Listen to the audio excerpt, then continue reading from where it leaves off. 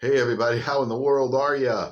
I have had a great day. It has been absolutely gorgeous today. It's been a little bit windy, as you can see from my hair. It's a mess, but it's been really beautiful, and I hope you've had a good day too, wherever in the world you are. But we're starting off our Holy Week services, and there's just a couple things I want to tell you about as we get started. The first of those is I'm trying something new tonight because so far I've had just a terrible time with this YouTube and Facebook Live thing. So tonight I'm trying to do this video with my selfie stick, and I have not used it before, so that's going to be interesting. So if you see me start shaking, it's not because it's so windy outside. It's because it's me trying to talk and hold still and hold this thing up all at the same time. That's a lot to ask an old man to do. So anyway, be patient with that. Also, if you have to miss a night this week, or you want to go back and review something or check out something, you should be able to find this on YouTube on the Rediscovering the Bible page. So that's a brand new page that I just started with these social distancing weeks and this Holy Week service that I'm going to try and kind of keep up to date with, and hopefully I'll get better at doing this stuff live and doing this stuff for YouTube. My goodness, I can't get much worse, I'll tell you that. But enough of all that. My friend Willie Aiken from Port Gordon Community Church, he's also doing Facebook Live Holy Week services, only he's doing his in the morning. So watch his page. That's William Aiken, Aitken. If you don't know Willie, then I think you'll be blessed, and I think you'll have a good time with his stuff too. And those of you who are watching from America, he does have a Scottish accent, but you'll notice some difference in his accent from the people up here in Bucky. He's from down south. He's from outside Glasgow, and you can hear his southern drawl. So listen for that if you happen to tune into Willie's program. But tonight we're going to be talking for just a few minutes. We're not going to take a long time, but we're going to look at what happened on Monday of Holy Week, because it's really significant stuff. Jesus starts off going into the city. He's staying in Bethany. I'm guessing he's probably staying at Mary, Martha, and Lazarus' house. But we don't know that for sure, but that's where he tended to stay when he was in Bethany. And I think and it's just a short walk into the city. And as he's going in, he's feeling a little peckish, a little hungry. And he sees a fig tree, and he goes up to get something to eat. And there's nothing there. The fig tree hasn't produced anything except leaves. He doesn't like that, and he curses that fig tree. And it sounds really odd to us. And when he says, you know what, you don't have any figs on you, nobody's ever going to get figs from you ever again, and he curses the tree. Now, we don't find out what happens to that till tomorrow. That's a discovery we're going to make on Tuesday, and I think it's going to be pretty significant, and we need to look at it. So that's a very odd passage of Scripture, but one that I think we need to look at because it's pretty important. But Jesus goes on into Jerusalem, and he goes straight to the temple. Now, if you remember from yesterday, when Jesus rode the donkey into Jerusalem, he went to the temple, looked around, and then he left, and he eventually that day, before the day was over, he cried over the city.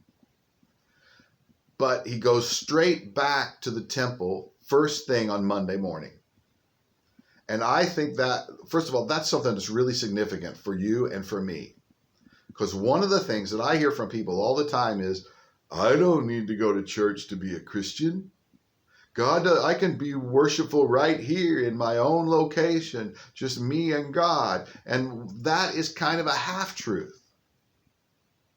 But when you look at the example of Jesus, every time he's in Jerusalem, he goes to the temple to worship.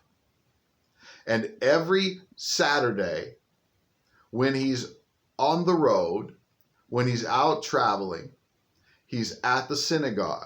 When he's in his hometown of Capernaum, or where he was born and grew up, which is Nazareth, He's always in the synagogue. Jesus didn't say, you know what, I'm God. I'm the Son of God.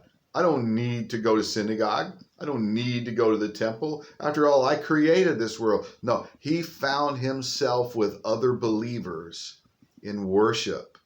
And I think that we need to learn a lesson from that. But he goes into the temple, and you read about this in the Gospels of Matthew, Mark, and Luke. You read it in Matthew 21, Luke 11, and let's try that again, shall we? And try it right. You'll read about it in Matthew 21, in Mark 11, and in Luke 19. But you don't read about this event in the Gospel of John. John has already told us about another time that Jesus caused havoc in the temple. And that was when he begins his ministry. And you read about that in John chapter 2. It is not the same event. And you see, John tells us some of the differences in the event, some of the ways Jesus behaves differently, and some of the ways that the scribes and Pharisees behave differently. 2 different times Jesus cleanses the temple. Jesus takes worship of God extremely seriously. But the Jews seem to not do that. They had turned it into a profit-making opportunity. One of the few festivals in the year that Jews were supposed to come to. They were supposed to be there for worship. But these scribes, these Pharisees, these priests had turned it into a money-making festival. The first thing they had were what they called the money changers tables. People came from all over the world to worship at Passover. But they had to make their offerings in Jewish, Hebrew, Judean money. But they had their money from all over the empire, including some from Rome, some from Cappadocia, some from all over the place. And so to make it easy for them, for just a small fee, they would change your money right there in the temple. You didn't have to go to the bank. You didn't have to go to somebody. You could change it right here in the temple. And it's just for the low, low price of, and they were making a profit from the people who had come to worship God. And they also knew that people, when they came for Passover, they had to make a sacrifice. They were going to need their Passover lamb. And they knew that some people had to travel a long way, and they had trouble bringing a sheep or a goat. Maybe they weren't farmers and didn't have sheep and goats, and they could buy them right there in the temple. And we read in the Old Testament that when Solomon dedicated the temple, that during that week of their festival, that he sacrificed over 144,000 animals. So I want you to think right now that in Jerusalem at Passover, we read that there, from history, we read that there were often over 1 million people there. Can you imagine how many sheep and goats and turtle doves, pigeons, that were going to be required? And you could buy one right there. You didn't have to bring one with you. So there in the temple courtyard was a livestock market with thousands of sheep and goats and pigeons. And Jesus couldn't stand it. He remembered the first commandment was you should love the Lord your God with all your heart, your soul, your mind, and your strength. And these people were turning it into let's make money now. And he decided, no, not my Father's house. And he drove them out. He turned all the sheep and goats loose among the thousands of people that were there in the temple.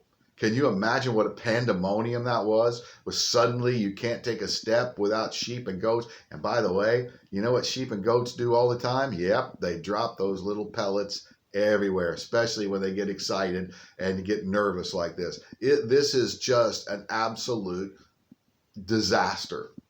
Jesus turns the pigeons loose. and he turns over the money changers' tables. There are probably millions of coins. And he flips over the tables, and you know what happens when there's a big crowd and suddenly there's money all over the ground? Yep, people go diving for it. I want you to try to imagine that scene in the temple when Jesus does all this, when Jesus turns into the Incredible Hulk and drives the animals out, turns over the tables, and the people go into absolute pandemonium. Wow. But you see, Jesus couldn't stand it that they had turned worship into something secular. It wasn't that they weren't religious. They had become something pagan, something focused on the money rather than focused on God. And I think that there are a lot of us and a lot of churches that need to think about that. Are we worshiping God first? Are we loving God before we love the band, before we love our favorite preacher, before we love the way the building looks, before we love anything more than God? So think about that. Can't wait for tomorrow night when we get to talk more about that cursed fig tree and some other things that Jesus gets up to. I hope you have a great Holy Week, and I'll talk to you soon. Bye now.